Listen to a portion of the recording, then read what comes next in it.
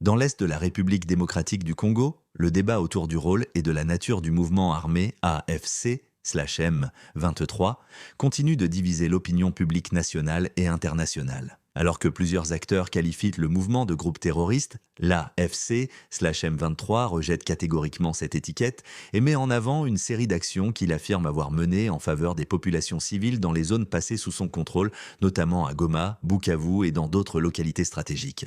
Un discours de justification face aux accusations, dans un message récemment publié sur les réseaux sociaux, l'AFC/M23 s'insurge contre ce qu'il qualifie d'hypocrisie internationale. Le mouvement estime qu'il est contradictoire de le désigner comme terroriste tout en ignorant, selon lui, les réalités observées sur le terrain après sa prise de contrôle de plusieurs territoires de l'Est congolais. Le mouvement s'interroge publiquement sur la cohérence de ces accusations, posant des questions rhétoriques sur la nature de ses actions. Selon l'AFC/M23, un groupe terroriste ne saurait, par définition, entreprendre des travaux de réhabilitation des routes, rouvrir des écoles fermées par les combats, ni rétablir l'accès à l'eau potable et à l'électricité au bénéfice des populations civiles. Actions revendiquées dans les zones contrôlées. Toujours, selon les déclarations du mouvement, l'AFC/M23 affirme avoir engagé des initiatives visant à restaurer un minimum de services sociaux de base dans les zones qu'il administre. Parmi ces actions figure la réhabilitation de certaines infrastructures routières afin de faciliter la circulation des personnes et des biens,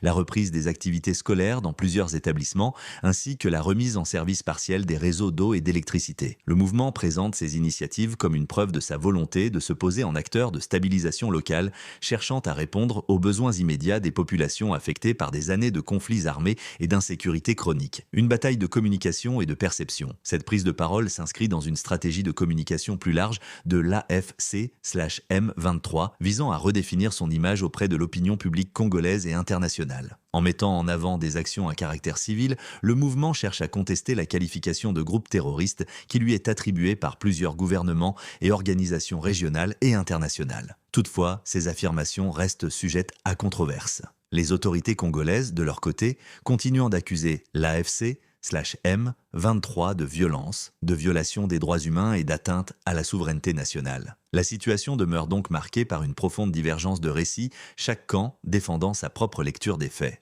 Dans un contexte de conflit prolongé à l'est de la RDC, le discours de l'AFC/M23 met en lumière l'enjeu central de la perception et de la narration du conflit. Tandis que le mouvement affirme œuvrer pour le bien-être des populations dans les zones sous son contrôle, les autorités congolaises et plusieurs partenaires internationaux maintiennent une position ferme à son encontre. Entre accusations, contre-arguments et réalités complexes sur le terrain, la situation souligne la nécessité d'analyses indépendantes et d'une attention particulière portée aux conditions réelles vécues par les civils, premières victimes de ce conflit.